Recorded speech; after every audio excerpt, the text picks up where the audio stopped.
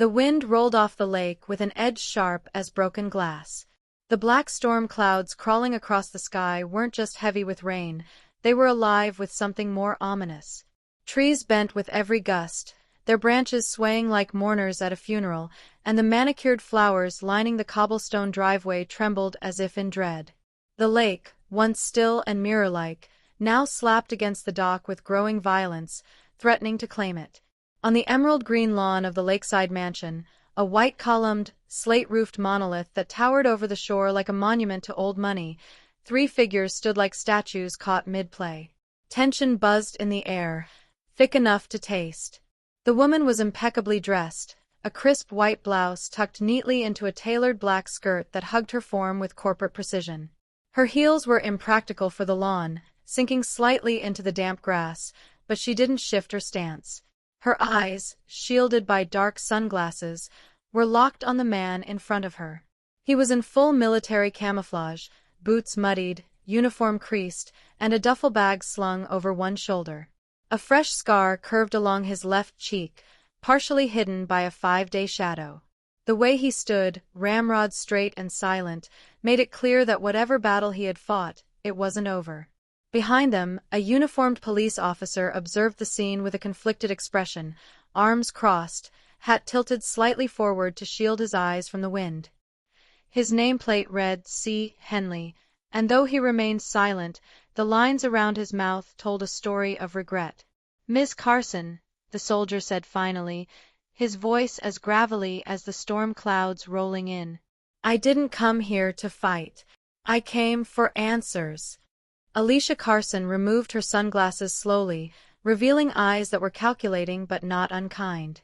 "You came back after 3 years of silence, Travis. No word, no letters. You were declared dead. Now you're standing on my lawn, on the eve of a Category 2 storm, demanding answers." Travis glanced at the lake. The waterline was already creeping up the dock, licking at the posts. "I didn't ask to disappear." Officer Henley cleared his throat but didn't speak. A moment passed like a held breath. Alicia exhaled sharply. "You're lucky we didn't press charges." "For what?" Travis asked. "For vanishing? Or for returning?" "Don't play innocent," Alicia snapped. "You signed over the property rights before you left. Then you never came back. You left me, Travis, with everything." "That wasn't me," Travis said, voice low. The wind tore through the trees then, sending pine needles in a swirling spiral across the lawn. A single clap of thunder cracked in the distance. The storm was closer now. Officer Henley shifted uncomfortably. "There was a mistake," he said at last, stepping forward. "A bureaucratic mess. The Army listed him as Kia. Months later, someone with access to his records forged a transfer of ownership. They filed it with the HOA, the county registrar, everything. The fine levied for back taxes and zoning violations, over 200 grand, was paid anonymously. Clean paper trail. But dirty hands." Alicia looked at Henley, stunned. "Wait. Someone paid that fine?" Travis nodded grimly. "And signed over the mansion in my name. But it wasn't me. I only found out 2 weeks ago when my name popped up in a land dispute. You think I came back for a family reunion?" The red luxury car parked beside the hedgerow gleamed under the darkening sky, an obvious symbol of wealth and perhaps guilt. Alicia turned to look at it briefly, her expression unreadable. Henley spoke again. "We reopened the case last week. That land transfer shouldn't have gone through. Neither should the HOA penalties. It was fraud, plain and simple." "But why?" Alicia asked, voice softer now. "Why forge ownership papers? Why pay those fines?" Travis looked up at the house. Tall windows, ivy-covered walls, and the faint glow of lights inside flickering against the gathering gloom. "Because there's something in that house," he said. "Something someone wants to bury." The wind howled again. Far across the lake, Lightning forked over the mountains, illuminating the towering pines that bordered the estate. Alicia frowned. This house was built by my grandfather. It's been in the Carson name for 70 years. What could possibly be? The basement, Travis interrupted. There's a sealed room under the east wing. I found it just before my deployment, but I was ordered not to speak of it. 2 weeks later, my team was ambushed in Syria. I barely survived. Henley looked between them. That can't be coincidence. It's not, Travis said. There were documents, maps, coordinates.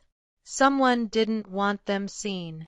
The ground shuddered beneath them, not an earthquake, but the wind driving lake water further inland. It splashed against the steps of the dock, foaming like a wild animal. A small decorative tree snapped in half near the car. Alicia's voice trembled now. You think my family was involved? Travis didn't answer. Instead, he walked toward the house, his boots leaving wet impressions in the grass. After a moment's hesitation, Alicia followed, her heels awkward in the mud. Henley brought up the rear, hand on his sidearm. Inside, the mansion was eerily quiet. Crystal chandeliers swayed slightly above the marble foyer, their motion a ghostly ballet. The storm had robbed the house of its warmth, every creak of the floorboards echoed like a warning. Travis led them down a servant's hallway Alicia had forgotten even existed. He stopped at a wall that appeared solid, wooden paneling, faded wallpaper. Without a word, he reached behind an old wardrobe and pulled a hidden latch. A section of the wall groaned open. Henley whistled. Well, I'll be damned. The passage descended in a tight spiral, the air thick with mildew and secrets. At the bottom was a concrete room, no larger than a garden shed, with a rusted filing cabinet and what appeared to be a weapons cache.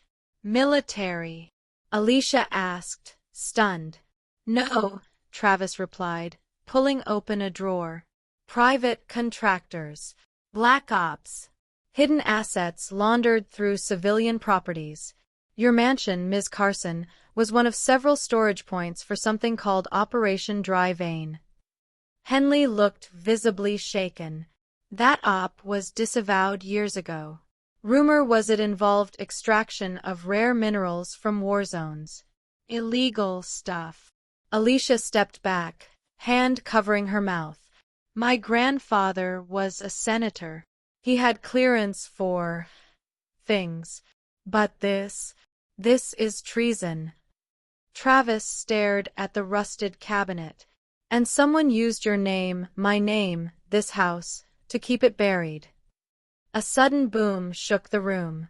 Not thunder, something heavier. Flooding, Henley said. The lake's breaching the dock. They rushed upstairs to find water pouring through the front garden, creeping up the mansion's steps like a rising curse. The red luxury car was half submerged. Flowers floated on the lawn like funeral offerings.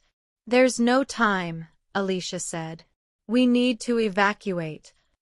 Travis paused. We can't leave the documents. They'll destroy them. Henley pulled out his radio. I'll call it in. Evidence Protection Unit. But Alicia grabbed Travis's arm. Let it go, she said, eyes fierce now. Let them come. Let them see what my family, what our country, tried to hide. You survived for a reason. Lightning cracked directly overhead, plunging the room into darkness for a heartbeat. Travis nodded slowly. Outside, the storm had arrived.